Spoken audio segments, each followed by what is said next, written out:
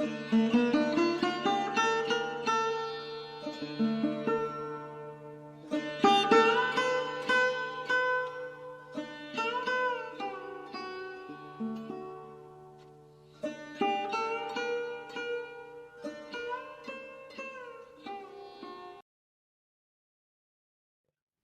know, our process is one. You cannot concoct anything. It's Krishna wants us to surrender this way, we surrender that way. There's no two ways, you know. Of course, the pure devotee like Prabhupada, he knows the nature of a specific devotee. So he'll say, all right, you do like this, or you do like that, you do like this. But all the instructions are the same, you know. They come to help the devotee surrender to him, you know. Prabhupada is very humble. He's never going to say, you surrender to me. You know, he's never going to say directly. But actually, this is what he wants, because this is what Krishna wants. So, first of all, let us understand. I know many of you have seen these verses before, but they are very important to really get into the deep understanding of this matter. All right, so this is a verse that I'm sure many of you have seen. This is in Adi Lila, chapter 12, okay?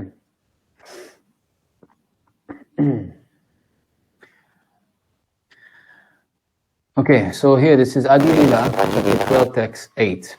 So at first, the followers of Advaita Acharya shared a single opinion, but later, they followed two different opinions as ordained by providence.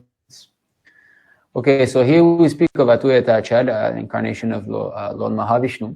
So all his followers shared a single opinion. This was there when Prabhupada was physically here. All the disciples, they had the same understanding. What is that understanding? Prabhupada is the Acharya, we're all disciples. That was very simple. And nobody would be coming in, and of course there were some people like Kirtanananda who very early wanted to become guru, you know, but Prabhupada shaped them up. But everybody understood that Prabhupada is the Acharya and that's it, we're all disciples. But later they followed two different opinions as ordained by providence. What does providence mean?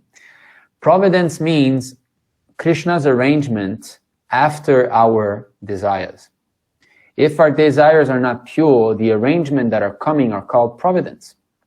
So therefore, it's not said Krishna's arrangement or the Lord's arrangement. It's providence. So if I have a material desire, the Lord's arrangement within the material world is what is called providence. Okay. Here, someone would like to read? Maybe I can make this bigger. Shall I read, Prabhu? Yes, go ahead. Thank you so much, Prabhu. The words Dever Karan indicate that by dint of providence or by God's will, the followers of Advaita Acharya divided into two parties. Such disagreement among the disciples of one Acharya is also found among the members of the Gaudiya Math. In the beginning, during the presence of Om Vishnupad Prabhupada Parivrajaka Ashtottara Shata Shri Srimad Bhakti Siddhanta Saraswati Thakur Prabhupada, all the disciples worked in agreement. But just after his disappearance, they disagreed. One party strictly followed the instructions of Bhakti Siddhanta Saraswati Thakur, but another group created their own concoction about executing his desires. Okay, so first of all here, you see, important point here, but just after his disappearance. So it did not take long for the party to break out. Now, one party strictly followed the instructions of Bhaktisiddhanta Saraswati Thakur. Prabhupada is speaking about himself because Bhaktisiddhanta Saraswati Thakur was pushing on preaching, and especially he gave Prabhupada the West to preach, and Prabhupada was always meditating on how to do that. And that another group created their own concoction about executing his desires. This is actually Sridhar Maharaj, you know. Sridhar Maharaj, can you still hear me? Yes, Prabhu. Yes, Prabhu. Okay. So Sridhar Maharaj was one of, actually, he was the most intimately connected with Srila Prabhupada, you know. He was one of his close god brother. But just see here. Okay, first of all, this is from GBC resolution 1987. Okay, I just want to show this quickly. So it's a resolution from the GBC from 1987. that on the behalf of the GBC body and its members, a delegation of GBC men shall go to Srimad B.R. Sridhar Maharaj for the following purposes. Okay, here to offer apologize, and then to humbly request him not to reinitiate or rename any of Srila Prabhupada's disciples or disciples of Iskcon Gurus in good standing. That means that Sridhar Maharaj has reinitiated and renamed some of Srila Prabhupada's disciples. Now, do you think that this is according to Vaishnava principles? This is clearly not. Yes, clearly not. is also reinitiated, Prabhu. Yes, I think she was by Narayan. Yes, it's by Narayan Maharaj. Yes. Yeah. So this is a clear indication that even Sridhar Maharaj, who Prabhupada treated so well, he was also envious of Prabhupada. What to speak of others? He was the best amongst the lot. Prabhupada said it in a letter. Sridhar Maharaj was the best amongst them. But even he dared to reinitiate disciples. Okay, so that's one thing. Now, let us see something about Sridhar Maharaj. Okay, here. So this is related to that purport that we're reading at the moment. Okay. In the later days of my Guru Maharaj, he was very disgusted. Actually, he left this world earlier. Otherwise, he would have continued to live for more years. Still, he requested his disciples to form a strong governing body for preaching the cult of Chaitanya Mahaprabhu. Okay, so important thing here. He was disgusted. That means his disciples were all ambitious to become guru and to share the property of Gaudiya Mat. I want this temple, I want that temple. So he was disgusted. And he decided to leave earlier. So that he's independent and when he wants to leave or not. So he left earlier. But still, he requested his disciple to form a GBC and to preach the cult of Chaitanya Mahaprabhu. He never recommended anyone to be Acharya of the Gaudiya Mat. Okay, this is an important point because this also is never been recommended by Prabhupada. But Sridhar Maharaj is responsible for disobeying this order of Guru Maharaj, and he and others who are already dead unnecessarily that there is one Acharya. Now, Prabhupada here is saying unnecessarily thought that there must be one Acharya. That means that they were artificially thinking, okay, now an Acharya has to come, So this is an artificial way. Not that, we have to make an Acharya. No, it's not like this. The Acharya is self-effulgent. Now, this is another important point. If Guru Maharaj could have seen someone who was qualified at that time to be Acharya, he would have mentioned.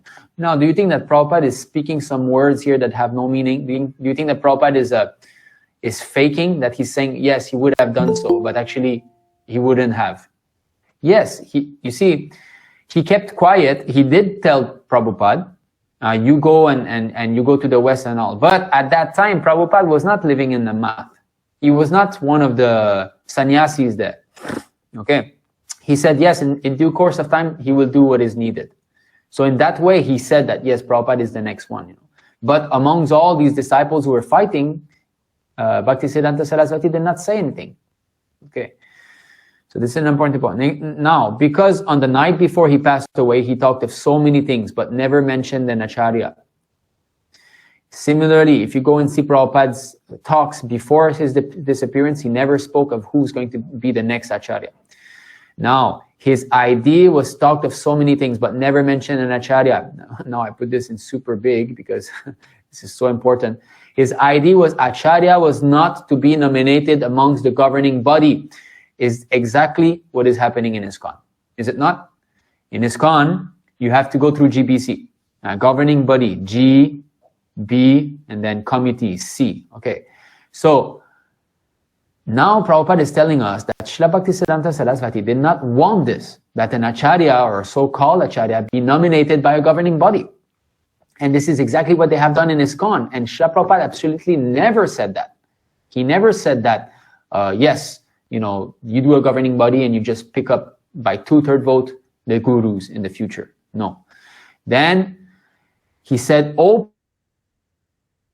openly, you make a GBC and conduct the mission. He said openly, Openly, that is a very important point also. Openly, not that secretly he said, no, openly. And this is there also in, we've made a video, you know. Manage Iskcon for lack of qualified disciples to become acharyas, as did Srila Bhaktisiddhanta Saraswati.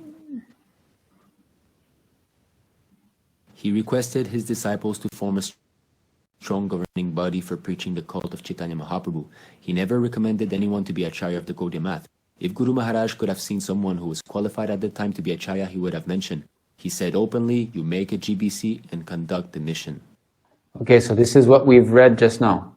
Okay, now he said openly, see what Prabhupada said. Well, I've studied myself and all of your disciples, and it's clear fact that we're all conditioned souls, so we cannot be glued.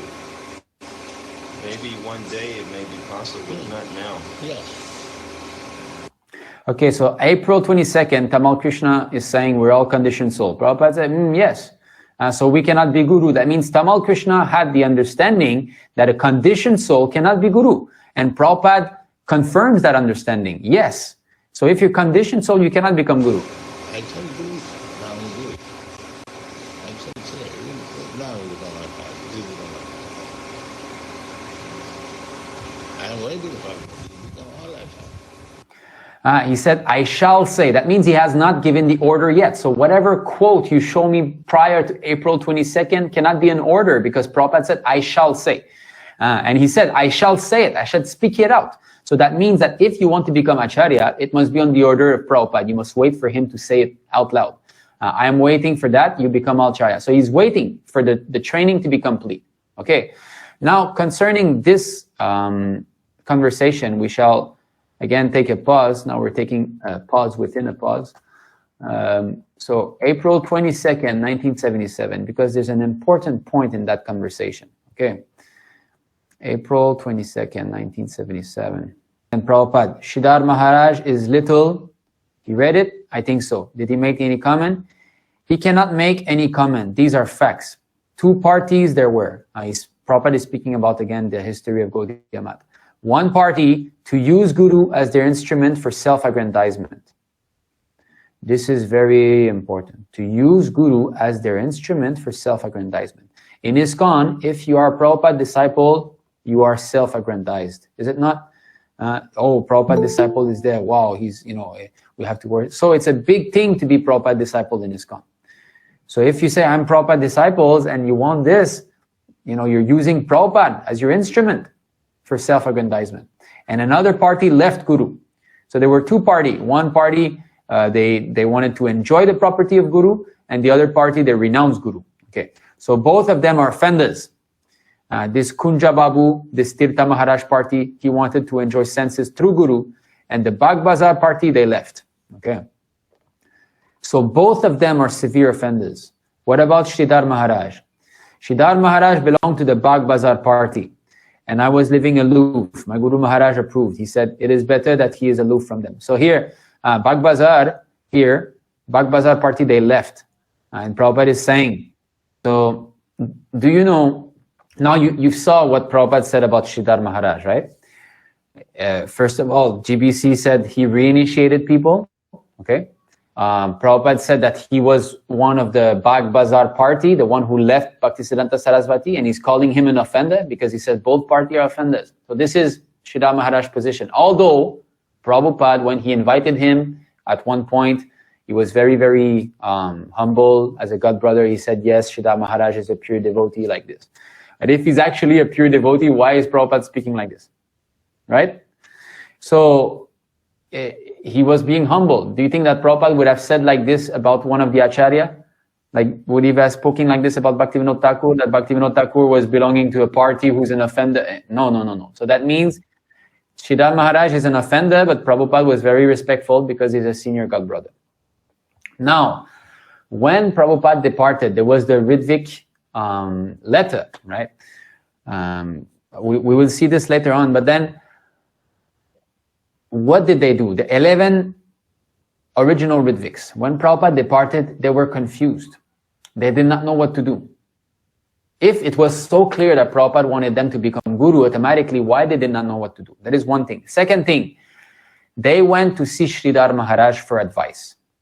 Okay, they went to Sridhar Maharaj, and Sridhar Maharaj told them, yes, you all become guru and start to initiate. So who did they go see? They went to see the person who made a big mistake when Srila Bhaktisiddhanta Saraswati Thakur departed. The same person they went to see and ask about the same matter that he committed the offense. So when he said, yeah, you become guru, then, oh, it was a big party, 11 gurus, and that's it. They were putting the 11 Vyasasan there in Mayapur, and everybody was worshipping all of them, and in this way. So you can see the big blunder.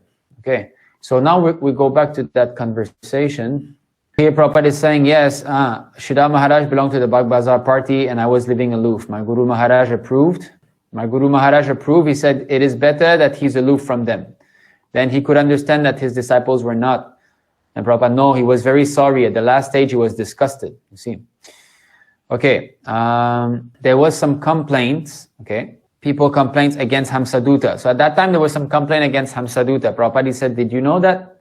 Then Tamal Krishna, I'm not sure of the particular incidences, but I've heard general in Germany, the devotees there, so many complaints. Therefore, change is good.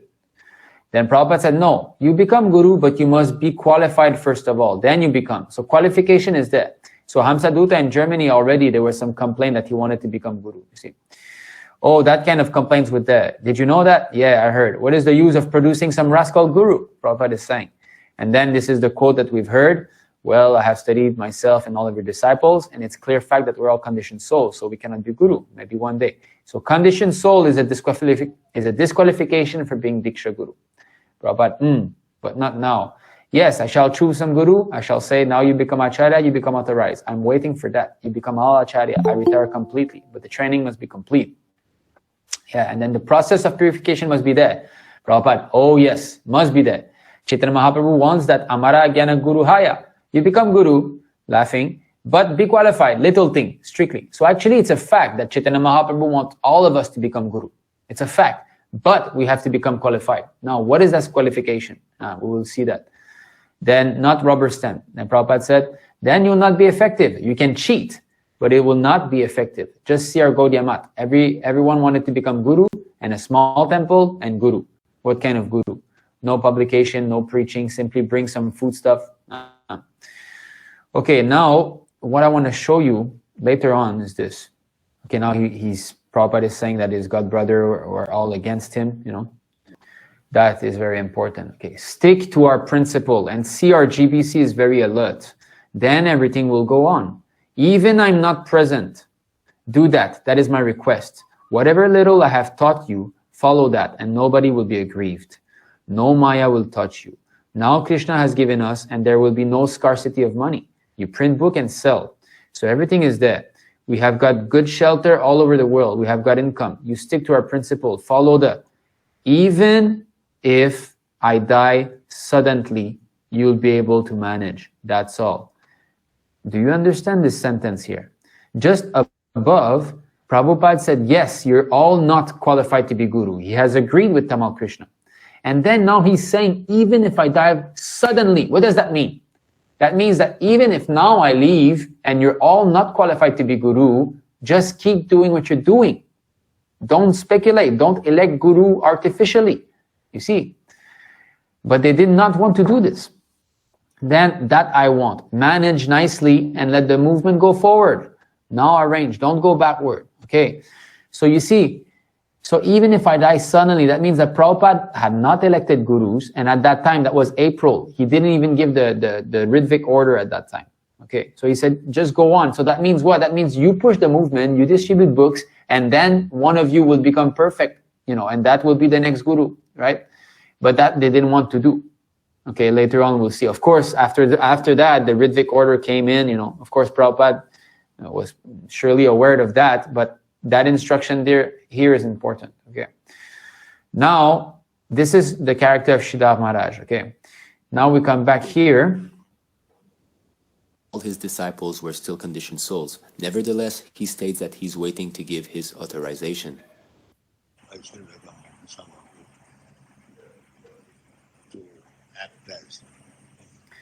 Okay, of course, this we have to go through it. Now, this, actually the whole matter should be settled with that conversation. If you hear Prabhupada speaking out these words, there's just no use in debating anymore. So Vrindavan, May 28, 1977. Now the quote we saw earlier was April, so now it's May. It's 1 month later, a bit more than a month. Then our next question. Or sorry, actually, no. What is that conversation? Which year was? Yeah, 1970. So what we saw now was April 22nd, 77. Now this is May 28, 77. Concerns initiations in the future, particularly at that time when you're no longer with us. We want to know how a first and second initiation would be conducted. Yes, I can recommend some of you. After this is settled up, I shall recommend some of you to act as officiating acharya. Is that called Ritvik Acharya? Ritvik, yeah. So here is a straightforward question and a straightforward reply. Now, why is it that there should be even more confusion after this? They have asked the question to Prabhupada, Prabhupada, what are we going to do when you're no longer here? And Prabhupada is saying, yes, I will appoint some of you to act as Ritvik. So when did Prabhupada do that? That's the thing. Now, of course, in that May 28 conversation, later on, there was some confusion. They asked, grand disciple, there was this word, grand disciple is there. But Prabhupada clearly gave you an answer there. And at the end, he says, when I order you to become guru, you become regular guru, that's all. When I order you. So that means, again, the order has not been there. If we want, we can go see that actual conversation. This is May 28. I will be sharing the screen, just one moment. So why we're going through this again is because Bhakta Dheeraj left our association because he was not convinced of this. He left because he heard from the wrong person. They can talk with some sentiment, but we should not be sentimental when we study this matter. We have to see what Prabhupada said, that's all. Now, if you don't want to surrender to Prabhupada, that's not my business, but at least I'll be presenting it as it is. Okay. Now, okay, can you see this? Can you see my screen? Hare Krishna, yeah. Okay. So you see, this is what we've heard. Then our next questions concern initiations in the future, particularly at that time when you're no longer with us. So clear. We want to know how first and second initiation would be conducted. Yes, I shall recommend some of you. After this is settled up, I shall recommend some of you to act as officiating acharya. Is that called Ritvik Acharya? No, this is concoction. Why acharya? No. Prabhupada says Ritvik only. Ritvik, yes. Then what is the relationship of that person who gives the initiation? Then Prabhupada, he's guru. Okay, now that can become a bit confusing, but Prabhupada wanted to train up shiksha guru. So this guru also can refer to shiksha guru. But he does it on your behalf. Yes, there is formality because in my presence, one should not become guru. So on my behalf, on my order, be actually guru. So why Prabhupada is stressing the order so much is because he's seeing the motivation. He knows, it happened with Kirtanananda, it happened with Hamsadutta, and you think that Prabhupada is not aware of the heart of his disciples? He knows perfectly. So he knows there's some motivation. So, but by my order. So to be guru is not wrong, it's right. It's the whole point of Krishna consciousness is that we should become guru, because that means we become pure devotee, and we can make more pure devotees. But by my order. So the order is there. You become guru, but not artificially. That's what Prabhupada is trying to save them from. So they may also be considered your disciples. Yes, they are disciples. Why consider? Who? You see, there's some confusion here. Because why the confusion is there? Because the material desire in the heart of the disciple is making the confusion. That's why. Now, Tamal Krishna, no, he's asking, these Ritvik Acharyas, again, he's using the word Acharya here, they're officiating, giving diksha. Now, you cannot say officiating and giving diksha in the same sentence. You see, he has a wrong understanding because diksha guru means pure devotee, Mahabhagavata. We will see some quotes concerning this. But officiating means you represent. So you're not the one giving diksha. If you officiate, you don't give diksha. You're shiksha. Officiating means shiksha guru. Giving diksha means diksha guru. So the understanding already is not clear here. Then the people who they give diksha to, whose disciples are they? Now that is wrong saying, they don't give diksha. Prabhupada is supposed to be the one who gives diksha, because he's saying, I shall appoint some of you to act as officiating acharya. He used this word, officiate. If you officiate, you represent. You don't give diksha. This is clear. Huh? This is shiksha guru. Then whose disciples are they? They're his disciples. Now here, you see the importance of shiksha guru, just like in ISKM, we're all shiksha disciples of His Grace Sunda Gopal Prabhu. And that's a fact. And we do require a physical guru. But with this system, it can be the shiksha guru. Okay. They're his disciples. Who is initiating? He is grand disciple. Okay. So you see there's some confusion here. So never mind this. Just look how Prabhupada is finishing. They're saying, yes, that's clear. Actually, it's not clear at all. They're all confused. Prabhupada, when I order, you become guru, he becomes regular guru. That's all. He becomes disciple of my disciple. That's it. When I order, again, Prabhupada is bringing the order here. So all we need to do is to see, what did Prabhupada do? Because here there's two things. Prabhupada, he's answering. Okay. Then our next question concerning initiation in the future, particularly at the time when you're no longer with us. We want to know first and second. Yes, I shall recommend some of you to act as officiating acharya. Is that Ritvik? Ritvik, yes. So Prabhupada said, I shall do that. Okay, so did he do this? Or did you say, when I order, you become guru. He becomes regular guru. So here we have two opposite. So which one did he do? Now this you will never find anywhere. He has never given an order. He has never made the statement. However, he has given a very, very clear letter that clearly is the continuation of this. Our next questions concern initiation in the future, particularly at the time when you're no longer with us. We want to know our first and second. Yes, okay. Concerning this, I shall appoint some of you. Where is that appointment? Now it's the time, since this is being recorded and others are going to be watching this, now it's the time to play it. The July 9 letter. Here it comes. 42 days later, Srila Prabhupada issued a letter through Tamal Krishna to all GBC and temple presidents, starting by mentioning the conversation that took place in Vrindavan on May 28th, which began with the question, then our next question concerns initiations in the future, particularly at the time when you're no longer with us. We want to know how first and second initiation would be conducted. This document, known as the July 9th letter, is Srila Prabhupada's conclusive order, no orders given after that, concerning the method of initiation after his physical departure. This letter was tactfully distributed to a selected few, and its straightforward meaning was veiled by the then obscurantist GBC leaders. Srila Prabhupada's final order came to be known of more widely during the mid-90s. That letter that we're about to see now was hidden, and only in the mid-90s did some devotees find it. Okay, I mean, it became known more widely. It was not this order came to be known of more widely during the mid-90s. Today, still, most of Iskcon devotees have never seen it. July 9, 1977. To all GBC and temple presidents, dear Maharajas and Prabhus, please accept my humble obeisances at your feet. Recently, when all of the GBC members were with His Divine Grace in Vrindavan, Srila Prabhupada...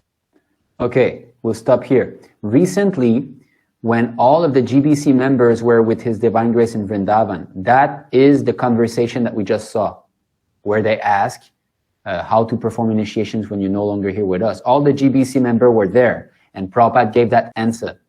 So here Prabhupada made sure that this was confirmed here, that this was quoted. Because Prabhupada read that, although it's Tamal Krishna Goswami who wrote that letter directive, Prabhupada clearly approved of it. Prabhupada indicated that soon he would appoint some of his senior disciples to act as Ritvik, representing... Okay, why? Okay, here Srila Prabhupada indicated that soon he would appoint some of his senior disciples to act as Ritvik.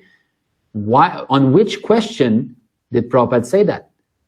When you're no longer here with us, Prabhupada said, yes, I shall appoint some of you.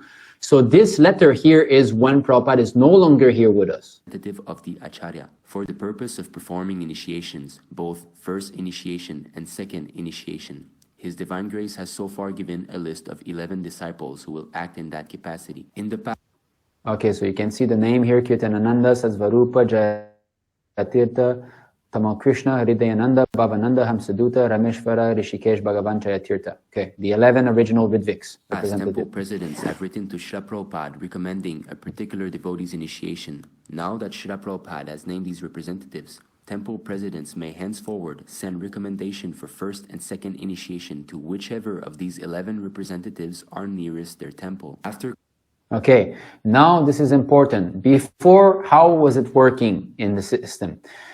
I'm a new bhakta, I come to the temple president trains me as my shiksha guru. He sees that I'm following the regulative principles for 6 months. Then he sends a letter to Prabhupada, okay, that this disciple is ready. So Prabhupada chants on the beads and sends back the beads to the temple president and the spiritual name.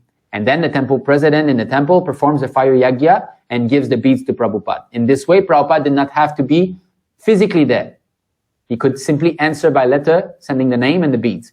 Now that these 11 are there, representative, Prabhupada doesn't even have to do this anymore. In other words, they have the authority to accept a disciple on behalf of Prabhupada without consulting Prabhupada directly. That is the empowerment that is there. Okay, this is important to understand. So now, and Prabhupada said, whichever of these 11 representatives are nearest their temple. Can you see my cursor move? Can you see my mouse move? Haribolt, can you see my cursor move? It's a little bit hard to see. Yes. Oh, yeah, I see now. I see. Yeah, okay. So nearest their temple. So that means whoever is near me, I send to him. If I'm a temple president, I want to send a recommendation of a new bhakta, I send to the one who's nearest to me, not to the one I like. Okay, this is important because later on when they became guru, they said whichever one you like. Okay, you accept Hamsaduta if you like him or Kirtanananda. No, here it says nearest. So it's a conveniency, okay, to be convenient. Okay, we continue. After considering the recommendation, these representatives may accept the devotee as an initiated disciple of Srila Prabhupada by giving a spiritual name, or in the case of second initiation, by chanting on the Gayatri thread, just as Srila Prabhupada has done. The newly initiated devotees are disciples of His Divine Grace A.C. Bhaktivinoda Swami Prabhupada, the above 11 senior devotees acting as his representative.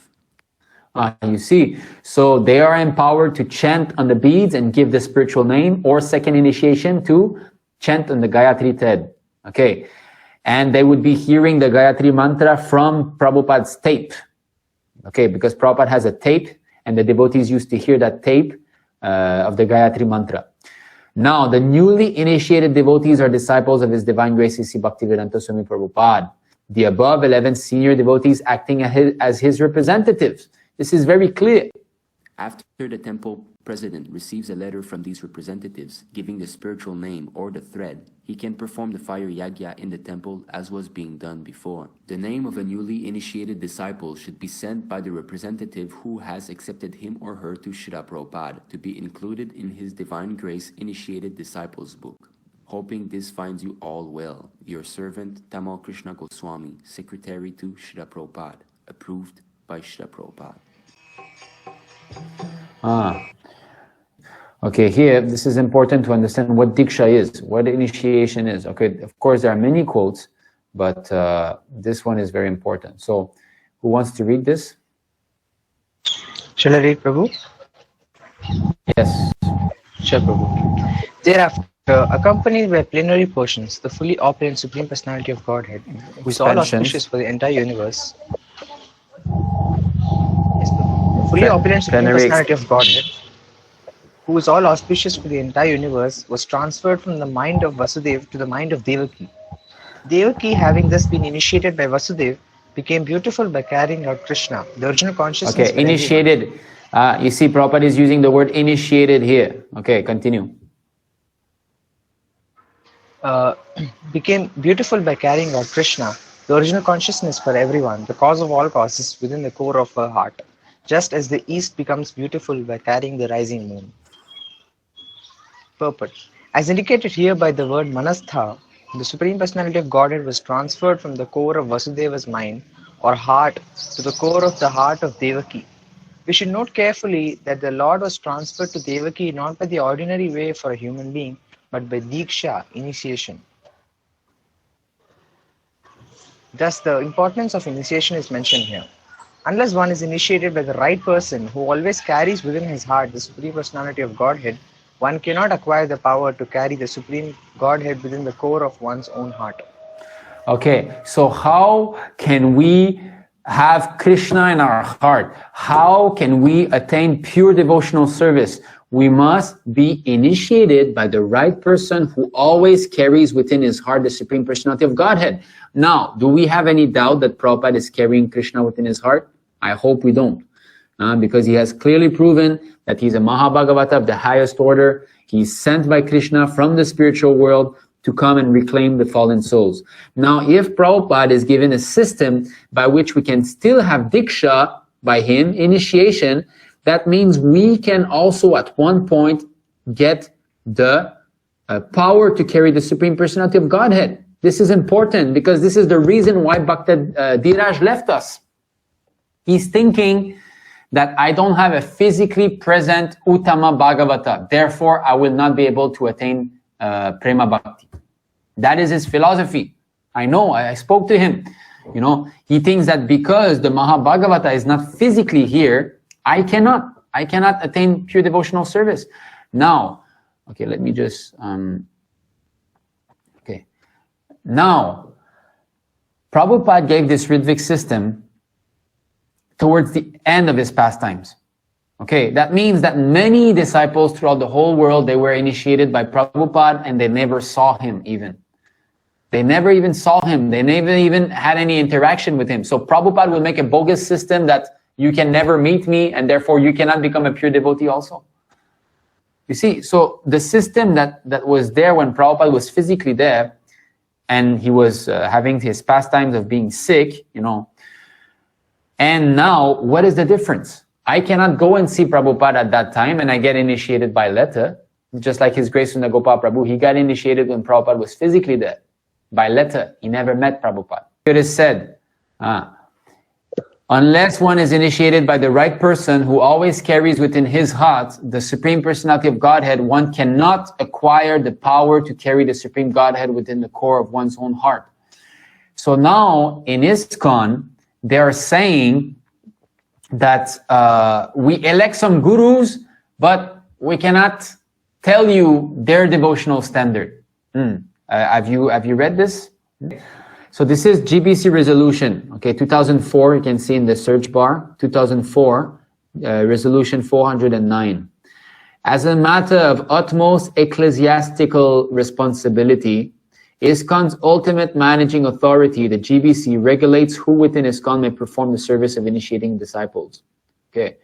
Then, when the GBC allows a devotee to take up the service of initiating, it does not thereby endorse him as a Nuttamadhikari or pure devotee, or certify his having achieved any specific state of realization. Any.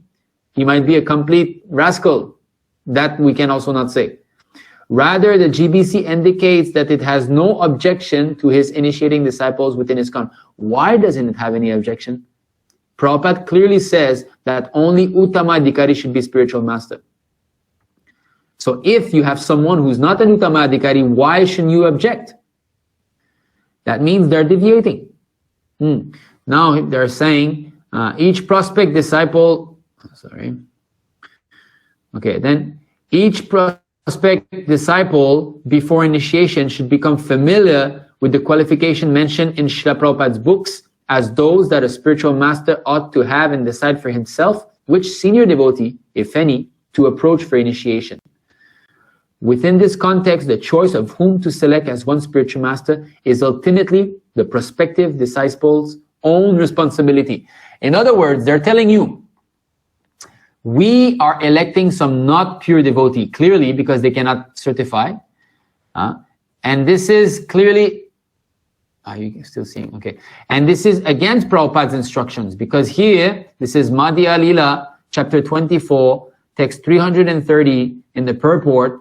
The Guru must be situated on the topmost platform of devotional service. There are 3 classes of devotees, and the Guru must be accepted from the topmost class. When one has attained the topmost position of Mahabhagavata, he is to be accepted as a Guru and worshipped exactly like Hari, the personality of Godhead. Only such a person is eligible to occupy the post of a Guru. Here it is crystal clear. Yet, the bogus GBC is saying what? We do not endorse him as an Uttamadhikari or pure devotee or certify his having any specific state of realization. Rather, the GBC has no objection. Why don't you have objection, rascal? Prabhupada is saying here there's only Uttamadhikaris to be Diksha Guru, and you're saying you have no objection. That means you're deviating. They're saying ultimate managing authority. Managing means applying the instructions of the pure devotee. That is management. If you make your concoction, that is mismanagement. So now there are Iskcon's ultimate mismanaging authority. That's what GBC stands for. So this is all bogus, you know. So therefore, you go to Iskcon, you get cheated because the GBC has elected a non-pure devotee, and then what happens? You take initiation from him. Your spiritual life is a mess because he doesn't have Krishna in his heart. We have seen that he needs to have Krishna in his heart. That means he needs to be a pure devotee, prema bhakti. And your spiritual life is a mess. And then whose fault is it? Your fault. That's what they say there.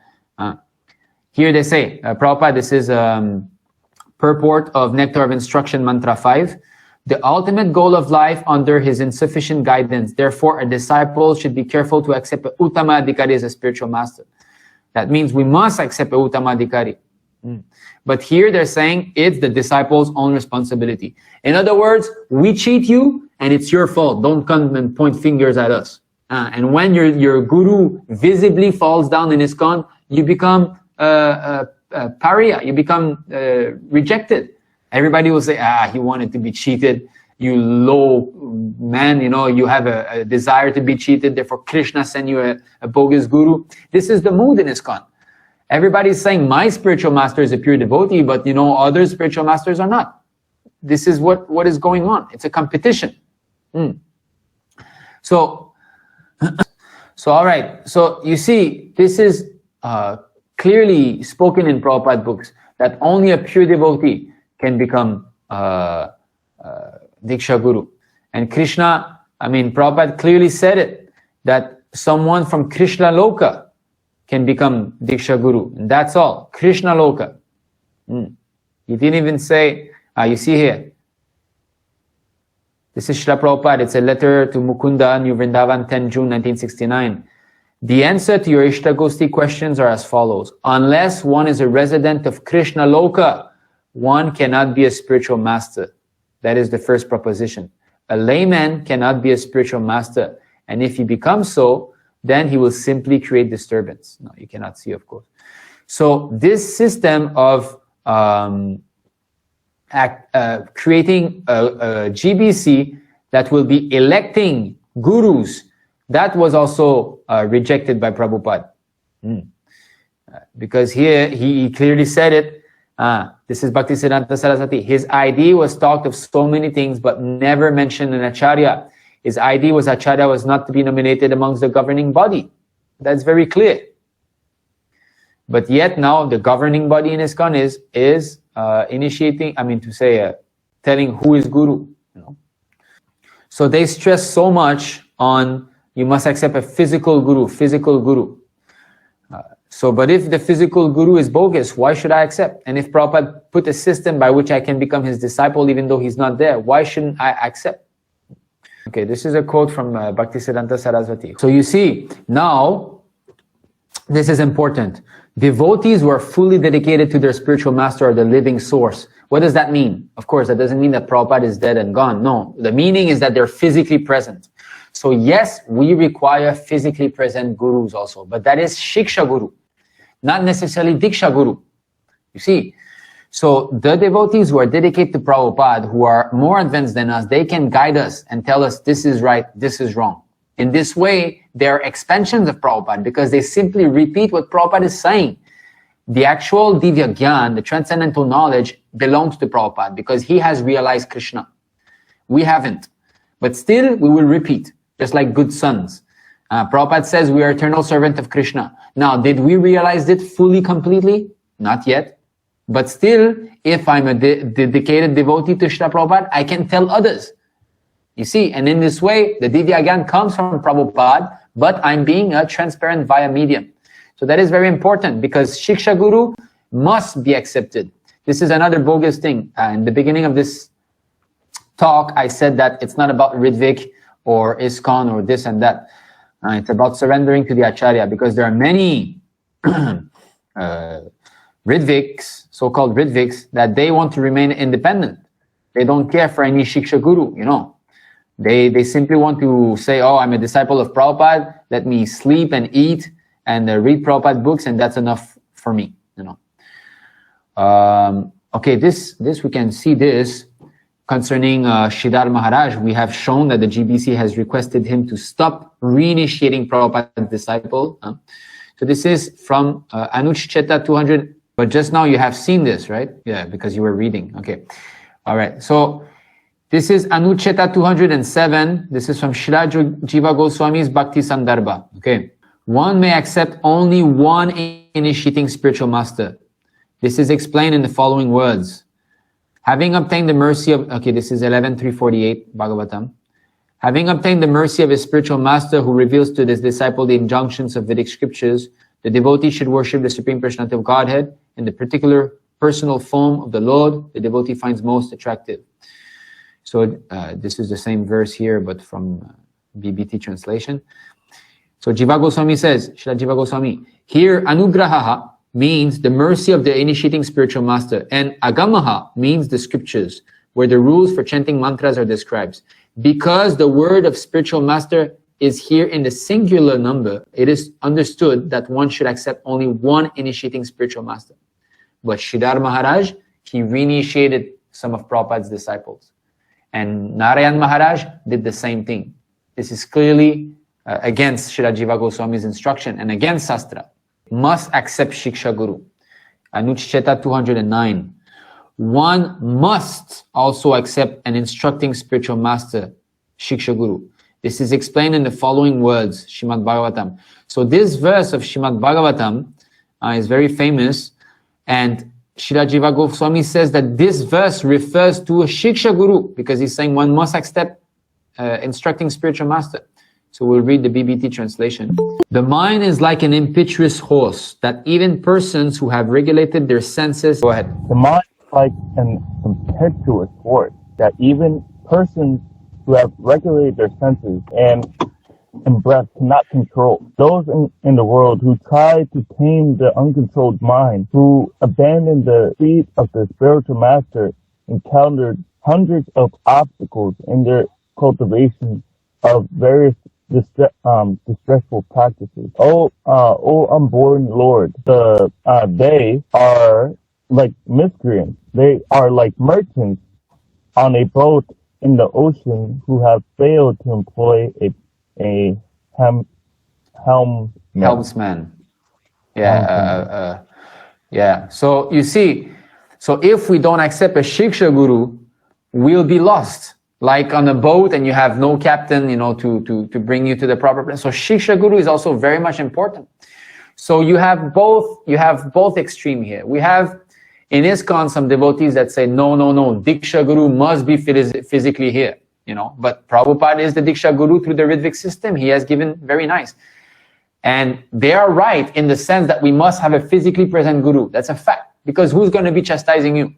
Iskcon devotees, yeah, they're saying we need physical Diksha Guru, so let's just produce some and, you know, you choose one of them and that's it. And the GBC is just saying, yeah, we don't know if they're Uttama Adhikari, but here you go, you know, accept him. And so the whole circus is going on there. And then we have these so-called Ritviks who are extremists and saying, no, we don't need any leader. You just sit down at home and you read Prabhupada books and that's it. But that's not Prabhupada's instructions, because even when Prabhupada was physically here, he set up a system. There was the GBC, there was the temple president, and then there was the new bhaktas that come in. Not that everybody go to Prabhupada and Prabhupada, what is this? What is this? What I do? No. You work under the authority that have established. You follow, So there has to be a system of shiksha guru. So the parampara will continue through shiksha gurus. That's all. But who is giving us divya gyan? Who is giving us prema bhakti? Who is bringing us back to Krishna? That's Prabhupada. Because unless you come from there, how you can bring me back there? Right? Unless you know you're an associate of the Lord, how can you give it to me? You cannot give me something that you don't have. This is simple logic. If you have $1 million, you can give me $1 million. But the Iskcon guru, although they've got like a couple of cents, they're telling us, yes, I can give you $1 million. This is cheating. Clearly we have shown, Prabhupada is saying, unless you're Uttamadikari, Mahabhagavata, you cannot be Diksha Guru. But these people are giving Diksha, so-called Diksha. Actually, they cannot give Diksha, because Diksha means I'm transferring Krishna to you. We have seen, right? Vasudev has transferred Krishna to the heart of Devaki through Diksha. So giving Krishna to you, that is Diksha. Therefore, Bhaktivinoda Thakur, he's singing, Krishna se tomara, Krishna dite paro. Krishna is yours, you can give him to me. That is the proper understanding, that you are pure devotee, you are Uttamadikari, Krishna listens to you. If I can please you, you will be giving Krishna to me. That is Diksha. That is the transfer of Krishna. So they're obstinate in keeping that title, Diksha. If you keep Iskcon as it is, but you just change one thing, you make them all Shiksha Guru, and you put Prabhupada in the center as Diksha Guru, and they make everybody Diksha disciple of Prabhupada, but they can keep them as Shiksha disciple. There's nothing wrong. They can even keep the worship. There's nothing wrong in this. Because if they are actually fully surrendered to Prabhupada, then what is the wrong in worshipping them? It's correct. And this is spoken of here, that the Madhyamadikari, okay, I will be sharing the screen soon enough. Just one moment. The Madhyamadikari, because to become Shiksha Guru means must be at least Madhyamadikari. We cannot, when we're Kanishta Adhikari, we cannot. Yes, I haven't shared yet. I was looking for the quote. Okay, now. So, worship. Hare Krishna Prabhu, I also have heard that Yes. The upasana of Madhyamadikari, I mean, cannot be the same as upasana of Uttamadikari. I think you presented that somewhere about when a devotee served Sundar Gopal Prabhu when he came, So it will be nice if you can share that quote or something. I don't know, Prabhu. Just to remember. Okay. Yes. So that's a good thing. It's a fact that the worship of the Madhyamadikari should not be the same as the worship as the Uttamadikari. Clearly, this is clearly, because just like how we sing to Prabhupada, every morning the prayers are addressed to Prabhupada. Samsara dava dhanarida loka tranarya.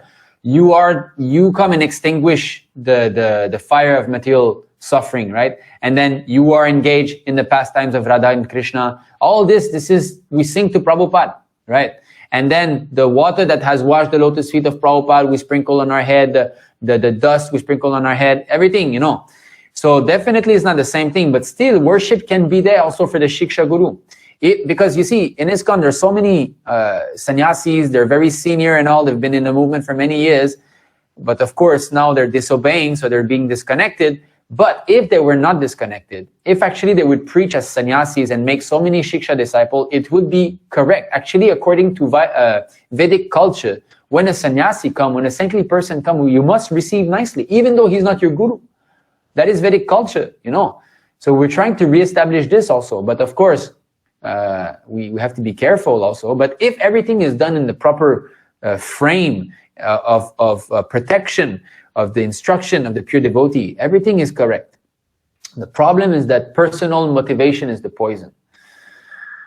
Actually, it's there in Iskcon, Prabhu. I think, like Jayadvaita Swami, Bhanu Swami, the persons who are not initiated gurus. So they, they make him, they also give the worship and, they also celebrate their birthday nicely. And, and they also glorify them.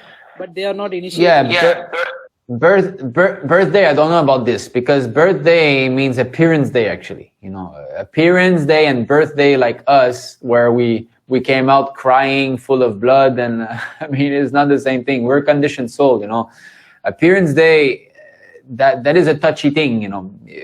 We should, anyway, this is another matter, you know, that what I want to say here is the worship is correct, but not in the same level. So here, okay.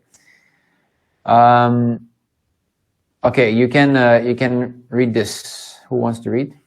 Srila Bhaktisiddhanta Saraswati Thakur says that any Vaishnava who is constantly chanting the holy name of the Lord should be considered to have attained the second platform of Vaishnavism.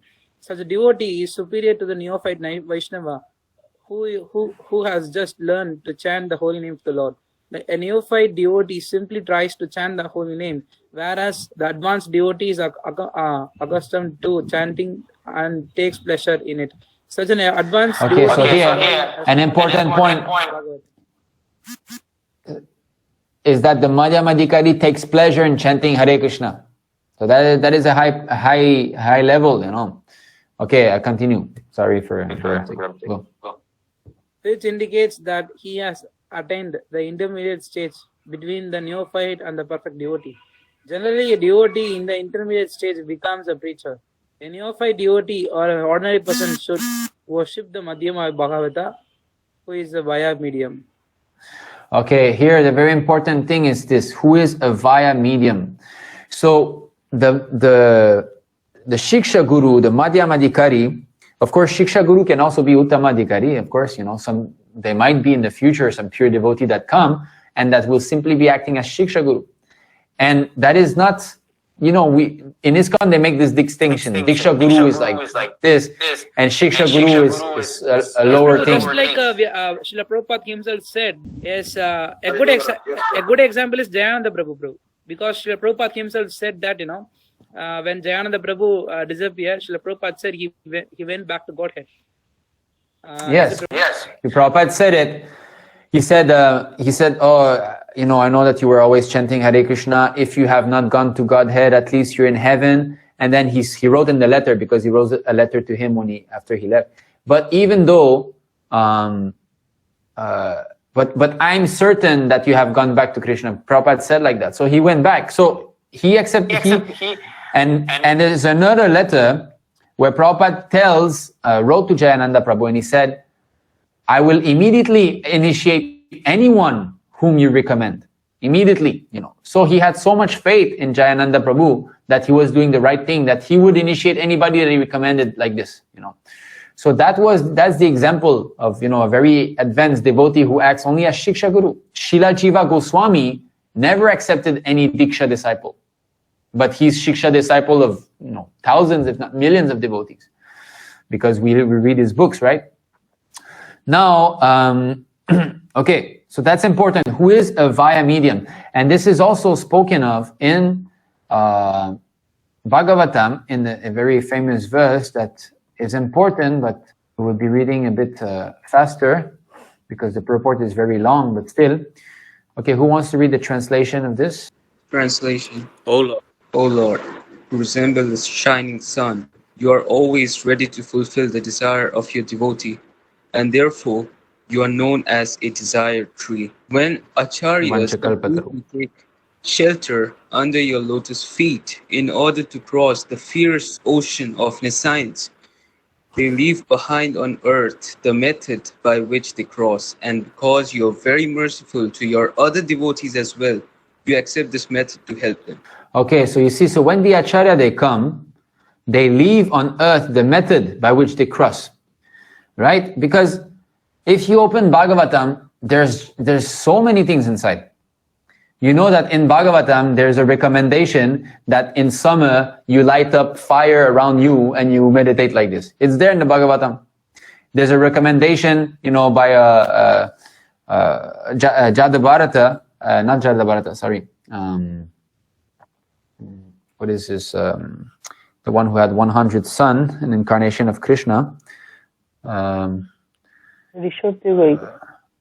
Yeah, Rishabhadev. So Rishabhadev was simply lying down, passing stool and this. So all these types of yogas are there in the Bhagavatam. So you need the Acharya to come and give you the prescribed method according to time, place, and circumstances. You need that. Even Chaitanya Mahaprabhu, he said, yes, you chant Hare Krishna, but how to do it? We don't know. Okay, is it that you just sit down and try to chant as much as... No, you must have the Acharya that tells you, okay, you wake up, you do Mangalarti, then you do Narasimha Arti, then you do Tulasi Puja. How could we have figured that? So Prabhupada gave us everything. And how many rounds? 16 rounds. In the beginning, he asked 64, then he came to 32, then he gave 16. So the Acharya is there to make arrangements for the conditioned souls, according to time, place, or circumstance. So whatever method he gives, we must accept.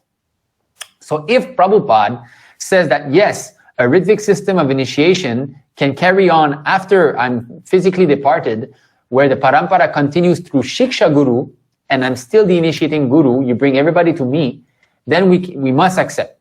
We cannot reject, because the Acharya is given. He's given the method. So we have seen here. Now in the purport, there are many, many good points, but I will try to... Okay. Okay, can you read this? In our Krishna consciousness movement, this same path is being prescribed and followed. Thus, the devotees have been advised to refrain from 4 sinful activities: illicit sex, intoxication, meat eating, and gambling, and to chant 16 rounds a day. These are bonafide instructions. So you see, so Prabhupada, he's telling you that I gave these 4 principles and I tell you to chant 16 rounds. This is Prabhupada he gave.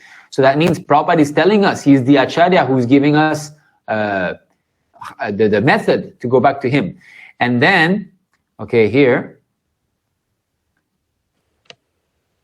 The Acharya gives the suitable method for crossing the ocean of nescience by accepting the boat of the Lord's lotus feet. And if this method is strictly followed, the followers will ultimately reach the destination by the grace of the Lord. This method is called Acharya Sampradaya. It is therefore said, Sampradaya Vihina, Ye Mantraste Nishpala Mata, Padma Purana.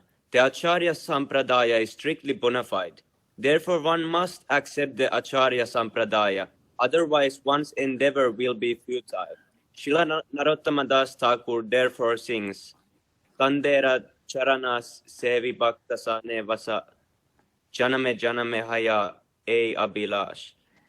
One must worship the lotus feet of the Acharya and live within the society of devotees. Then one's endeavor to cross over nescience will surely be successful. Okay, then one's endeavor to cross over nescience will surely be successful. So how to be successful? We worship the lotus feet of the Acharya and we live within the society of devotees. So this we're doing. We're worshiping the lotus feet of Srila Prabhupada and we have to be in the association of devotees. Then we will be able to cross. So there's no stress on physically there. But if you want, no, I must have physically Diksha Guru, must have. That means you're not following the Acharya Sampradaya. Because Prabhupada is giving you a system now that you can get connected to him by his Shiksha Guru, his expansion. But if you want a physically present Guru, okay, then here, the GBC, who cannot tell you for certain whether or not the person is a Uttama Adhikari. So what happens to this? I'll show you something. Where is this? Wait a second. I'm sorry, now you're seeing devotees that I'm in touch with. All right, you see this? This is a devotee from Congo. You see this guru here? Do you recognize him? Mahavishnu Swami. Yes. Okay. Yes. Okay. So you see him. He's preaching in Africa, so-called preaching. So he's still making disciples, is it not? He's still preaching. Okay. So you're seeing this, right? This is very recent. This is just a few, like last week or something. He's still there. He's acting.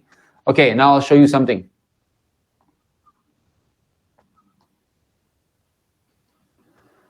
I'm sorry for showing all this craziness here.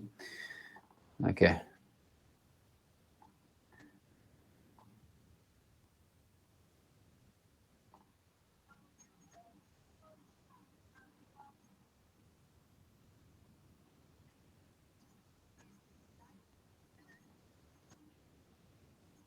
Who is that?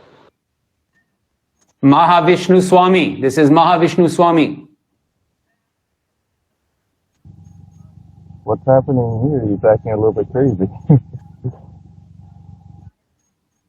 Anyone wants a physically present guru like this, a crazy madman who removes his teeth, you know, and hopefully you're not hearing the sound at the moment. He's singing a nonsense song, you know, crazy civilization. He himself is crazy. Therefore, he sees everybody as crazy. So this is the type of guru that you will get if you accept, you know, this GBC. And you might say, no, there are some that are better. Tell me, which one? Which one is better? In Iskcon, one of the most so-called qualified guru is Bhaktivinoda Swami. Now we have seen his presentation. How is it that a devotee who hasn't been chanting even for 10 years is able to present something to defeat Bhaktivinoda Swami in an easy manner? You know, we have listened to the video live and we were answering everything live and we have defeated him. How is it possible? He's been chanting for more than 40 years and he's a sannyasi and he's a guru. Yet his understanding of the philosophy is not pinpoint. Why? Because he does not get Krishna's mercy. The proof that we get Krishna's mercy, one of the proof is that we will get proper knowledge. That is the proof. Gopinath Acharya replied, knowledge of the Sabam, the absolute truth, is evidence of mercy of the Supreme Lord. Hare Krishna. So if you get knowledge of the Samam, if you understand this knowledge, you realize Krishna more and more, this is the evidence of the mercy of the Supreme Lord. That's it. If you understand this, sharp. Prabhupada said, spiritual knowledge means sharp, cutting edge. Everything is clear. This is that. This is it. This is bogus. This is bonafide. You have to be able to speak like this. In this way, you understand that, yes, I'm properly connected. If there's electricity, and you put your finger in the plug, you'll get a shock. That's the proof that electricity is there. Similarly, if you understand this knowledge, that's the proof that you're properly connected. You see? But some people, they want to see with exterior symptoms. No, I need a physically present guru. You know, he has to show some symptoms of Baba. And this is how Bhaktadiraj became polluted. Again, here's another proof. You can read this. Devotion, direct experience of the Supreme Lord, and detachment from other things, these three occur simultaneously for one who has taken shelter of the Supreme Personality of Godhead. In the same way, the pleasure, nourishment, and relief from hunger come simultaneously and increasingly with each bite for a person engaged in eating. So these three things, devotion. Yes, what are you saying? Oh, no, I was about to read the next paragraph, but yes. Okay, yeah. So devotion, you will get more and more devotion for the Lord. You will feel that, yes, you're advancing spiritually, your love is developing. Direct experience of the Supreme Lord. You start to realize more the Lord. Oh, the Lord is around me. Actually, He's in my heart. You know, these things will become manifest. And that's a big one. Detachment from other things. What does that mean? Sense gratification. And what is the highest? Sex. If you become detached from sex, if your sex desire is becoming lesser and lesser and lesser, and you feel disgusted with all material enjoyment, you know, movies, songs, whatever it is, that means you're properly connected. These three occur simultaneously for one who has taken shelter of the Supreme Personality of Godhead. Now, what does that mean, taking shelter of Krishna? It means taking shelter of his pure devotee. You cannot approach Krishna directly. In the same way that pleasure, nourishment, and relief from hunger come simultaneously and increasingly with each bite for a person engaged in eating. So we must surrender to the pure devotee, and that is Prabhupada. That is clear, you know. So here again, now we'll be showing how they are changing the philosophy, even in Prabhupada's books. Srila Bhaktivinoda Thakur, he accepted Jagannath Das Babaji Maharaj as his shiksha guru. Jagannath Das Babaji Maharaj was not the Diksha Guru of Bhaktivinoda Thakur. He's not a Diksha Guru, he's a Shiksha Guru. Yet, in the Parampara system, we see Jagannath Das Babaji Maharaj, Bhaktivinoda Thakur, then we see Gorakishore Das Babaji Maharaj, right? But he's only the Shiksha Guru, so how come he's in the Parampara system? Because initiation means transfer of transcendental knowledge. That is the meaning of initiation. Of course, we have not shown this yet in this class. I guess we'll have to show this. We'll come back to this one first. Let's go back to the meaning of initiation. We won't go through the whole thing, but we have to understand this. Transcendental knowledge, which is received through the system of Parampara, beginning with Brahma, the creator, and which is embodied in the Shruti, is known as Amnaya, or the authorized sacred tradition. So transcendental knowledge, which is received through the Parampara. So the stress is on knowledge. We have to receive knowledge. This is the importance. Now, this Diksha, the quote of Diksha, Diva Gyan. Okay, here, read this. Shiksha is the process by which one can awaken his transcendental knowledge and vanquish all reactions caused by sinful activity. A person expert in the study of the revealed scriptures knows this process as Diksha. The regulative principles of Diksha are explained in the Hari Bhakti Vilas. That's okay, that's enough. So you see, so Diksha is the process by which transcendental knowledge is transmitted. So they are trying to make Diksha as a formal ceremony, that you must be here, I put the fire sacrifice in front of you, I give you the name. These are the regulative principle surrounding Diksha. But the real substance of Diksha means the transfer of transcendental knowledge. And what is transcendental knowledge? Ultimately, it means realizing Krishna. We have seen the transfer of Krishna from the heart of Vasudeva to Devaki means Diksha. So Diksha is a process. Process means there's beginning and there's end. What is the beginning? Beginning is when one starts to hear from Prabhupada. Prabhupada said it, that when one starts to hear from the spiritual master, the link, the bondage has started. Prabhupada heard from his spiritual master, and he took formal initiation only, I think, some 9 years later or 6 years later, after meeting him. So you see, so when we start to hear from Prabhupada, just like most of you are not officially initiated yet, how come you're understanding so much now, right? Because you're hearing from Prabhupada. So it starts there. It starts when one starts to hear, and then, yes, formal initiation is one of the steps in that process. And when does it end? It ends when you get Krishna Prema. That's it. Once you're in full contact with Krishna, you have realized Krishna, actually now you have completed the process of Diksha. You're in direct contact with Krishna. So of course the spiritual master will always be worshipped eternally, but now you have a direct contact with Krishna. That is the difference between the Uttamadhikari and the Madhyamadhikari. Madhyamadhikari doesn't have a direct contact with Krishna. He must have the contact through the spiritual master. Therefore, when we offer prasadam, we don't offer to Krishna. We offer to Prabhupada.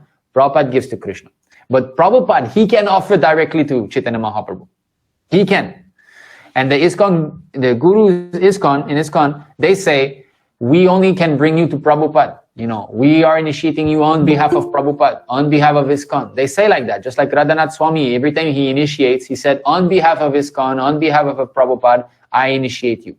That means Shiksha Guru. That's actually the Ritvik system. What Iskcon is doing now is the Ritvik system, but they are saying, no, we give you Diksha. In other words, they want to be seen as very elevated Vaishnavas. So that is the whole misunderstanding. So, yes. Yeah, my one question is, when you pointed out that Jagannath Babaji initiated, I forgot his name, but he initiated him, but he was a sixth guru. Yes. He was a sixth guru. But he was still in the Parampara. Right. So we're coming to that point now. We're going to be discussing. You have the question? Yeah, you say your question. Yeah, my question is, some people would say, oh, well, he's a Mahabhagavat. Why would you compare him to us? You know? Yeah. So, okay, so that's it. So that's a good question. So that's it. We cannot pick up an example higher in the parampara and say, oh, it happened like this, so I can do it. Just like Bhaktisiddhanta Saraswati Thakur, he took sannyas from the picture of his Guru Maharaj. He took sannyas from Jagannath Das Babaji's picture. Now, can I say, well, I want to do that too, right? No, you cannot imitate. Therefore, we must follow the current system. And what is that system? So the whole point is that the system is given to us by Prabhupada. You see, we have seen that verse 10.2.31, Srimad Bhagavatam. The Acharya, he comes and he gives you the system. And if you follow this, Acharya Sampradaya, and you associate with devotees, that's it. You can go back to Krishna. So, yes, definitely we cannot say that, oh no, just like Bhaktisiddhanta Saraswati, I'll accept just the Shiksha Guru and that's it. I'm good to go. No, because Prabhupada has given a system. If you don't accept the system, then you're out. So that's why I'm saying it's not about Ritvik, it's not about Iskcon, it's about are you surrendered to the Acharya of the Sampradaya? That's it. Because many devotees, they will hide under the garb of Ritvik, I'm right, but they don't follow instructions of Prabhupada. And they don't even want to accept the Ritvik system of initiation. They say, we are Ritviks, but there's no need of formal initiation. Why? Prabhupada is telling you in the letter that this is the system of initiation. You have to get initiation that way. And you're saying we don't need. So you see, there's a lot of concoction. Now, concerning this, Jagannath Das Babaji Maharaj initiating Bhaktivinoda Thakur, okay. The direct disciple of Srila Krishnadas Kaviraj Goswami was Srila Narottama Das Thakur, who accepted Srila Vishwanath Chakravarti as his servitor. Srila Vishwanath. Okay, one moment here. Here, this is important. Srila Narottama Das Thakur and Vishwanath Chakravarti never met one another. There's a huge gap. There's many, many years between Narottama Das Thakur and Vishwanath Chakravarti. Yet, Prabhupada here is saying that Narottama Das Thakur has accepted Vishwanath Chakravarti as his servitor. How could he accept him if he was already departed? He was not even physically present when Vishwanath Chakravarti Thakur came. So how? So you see, so transcendental matters, spiritual relationship are beyond time and space. We cannot try to apply our material consciousness logic to understand these things. Okay, continue reading. Srila Vishwanath Chakravarti Thakur accepted Srila Jagannath Das Babaji, who initiated Srila Bhaktivinoda Thakur, who in turn initiated Srila Gaura Kishore Das Babaji, the spiritual master of Om Vishnupad Srila Bhaktisiddhanta Saraswati Goswami Maharaj, the divine master of our humble self. Okay, this is the original Chaitanya Charitamrita introduction of Srila Prabhupada. Okay, this is the CC. I'll show you here, the chapter 1, you see? Chaitanya Charitamrita, chapter 1, the introduction, spiritual master. So this is the actual text that Prabhupada put. So here again, we'll read this in the middle here. Srila Vishwanath Chakravarti Thakur accepted Srila Jagannath Das Babaji, who initiated Srila Bhaktivinoda Thakur. So Prabhupada did not make any distinction here that Jagannath Das Babaji was a Shiksha Guru of Bhaktivinoda Thakur. He used the word initiated. Why? Because the substance of initiation is transfer of transcendental knowledge. So it's not about the formality of the regulative principles of initiation, the fire sacrifice, the giving of the name, and this and that. Prabhupada used the word initiated. Let us go see the BBT changed version of this Chaitanya Charitamrita. BBT has edited. Let us see. Who wants to read this? Hare Krishna. Okay, no problem. You go ahead. Go. The direct disciple of Srila Krishna Dasa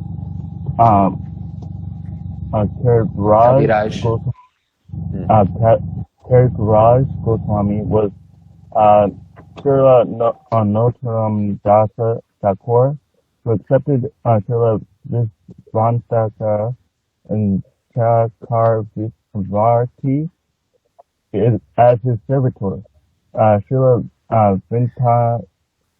Vishwanath Chakravarti Thakur.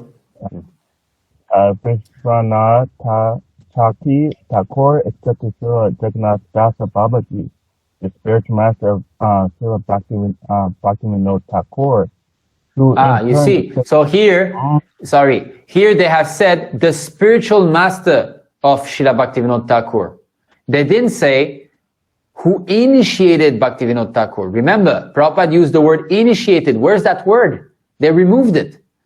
So they just said Jagannath Das Babaji, the spiritual master of Bhaktivinoda Thakur. So spiritual master can refer to Shiksha Guru or Diksha Guru. But Prabhupada said no, initiated Bhaktivinoda Thakur. Why they have removed that word? They have purposefully removed that. So again, we can show you maybe if you haven't noticed really. So again here, Srila Jagannath Das Babaji, who initiated Srila Bhaktivinoda Thakur, and then again, who in turn initiated Srila Gorakishore Das Babaji. So Prabhupada is using the word initiated for both Jagannath Das Babaji to Bhaktivinoda Thakur and Bhaktivinoda Thakur to Gorakishore Das Babaji. The word initiated is there twice. In the change version, the BBT, they have edited Prabhupada books without his authorization after his physical departure. There he's saying, Jagannath Das Babaji, the spiritual master of Bhaktivinoda Thakur, who in turn accepted Srila Gorakishore Das Babaji. Because again, the relationship between Bhaktivinoda Thakur and Gorakishore Das Babaji was also not formal. It was not also a fire sacrifice and giving of the name. It was also transfer of transcendental knowledge. You see? So why this is going on? Why are they changing? Why they're stressing so much on physically present and this and that? Because this is the relationship of the cheaters and the cheated. And we're going to see where is Srila Prabhupada speaking about this. This is the first one. It might have been in the first one. So those who stress on formal initiation, on the formality, more than the substance of initiation, Prabhupada said this is the relationship between the cheaters and the cheated. So I'm sorry that you have to see me juggling like this. So Prabhu, the whole substance of this discussion is that Srila Prabhupada is the Guru of this millennium, and we must wholeheartedly follow him only. Well, at least he's the Guru of Iskcon. As long as Iskcon is standing, yes, because this is the order. That's it. Prabhupada has given an order. Now, if there's another pure devotee who wants to initiate, of course, that would be wonderful. But he has to do this outside of Iskcon, not within. You see, because Prabhupada has given. Okay. So, we will go to 2943. Yeah, Prabhupada, 2943. So why are they stressing so much? Why are they removing this word, initiation? We've learned initiation means given transcendental knowledge. Okay, here. Here. Who wants to read this? Hare Krishna, I can read. Brahmaji, as a disciple of the Supreme Lord, received the real knowledge and imparted it to his dear disciple Narada. And similarly, Narada, as spiritual master, handed over this knowledge to Vyasa, and so on. Okay, so you see here how he's saying, Prabhupada, this knowledge. Brahmaji received the knowledge from the Supreme Lord, and then he imparted the knowledge to Vyasa, and so on. So it's all stressed on knowledge. Okay, read the following. Therefore, the so-called formal spiritual master and disciple are not facsimiles of Brahma and Narada, or Narada and Vyasa. The relationship between Brahma and Narada is reality, while the so-called formality is the relation between the cheater and the cheated. Here, Prabhupada is saying it clearly. Therefore, the so-called formal spiritual master, what does that mean? We have to do formality. The physical guru has to be here. You have to do this and that, giving the name and this. So they stress so much on the regulative principle, but the substance is missing. What is that substance? The pure devotee Uttamadhikari has got Krishna in his heart and he's going to give it to you. That is the substance. That is lacking. So the so-called spiritual master and disciple are not facsimiles of Brahma and Narada, or Narada and Vyasa. The relationship between Brahma and Narada is reality, because Brahma has actually realized Krishna and he has given that realization to Narada. While the so-called formality in the relation between is the relation between the cheater and the cheated. That's it. So you go there, you get the cheated guru. That's it. And we can see it. The movement is going, it's going to hell basically. There's so many deviations left, right, and center. It's just happening again and again. We can see it. I can even show you another thing. Prabhupada clearly said to dance. Okay, this is a bit of a side thing here, but okay, anyway, I cannot find that quote, but Prabhupada clearly said that dancing during kirtans should be done like Chaitanya Mahaprabhu. We dance with our hands in the air, we chant and we sing Hare Krishna. No concoction of, I do this step dance, that step dance, this and that. No, not like that. So Prabhu, can I ask a question, please, if you don't mind? Yeah, yes, sure. So, is there like any note on how Chaitanya Mahaprabhu used to dance with his fellow devotees, and if you can show me that? Yes, that's the quote. Actually, I'm trying to. I do not know where exactly to find it, but Prabhupada clearly said, we should chant nicely, and even so. Look at this. This is in Johannesburg. And there's a Iskcon Guru, Kadamba Kanana Swami, who's there. So look how they're making these people dance. Brahmachari is there, and he's making all these people dance like this. Look at the Brahmachari.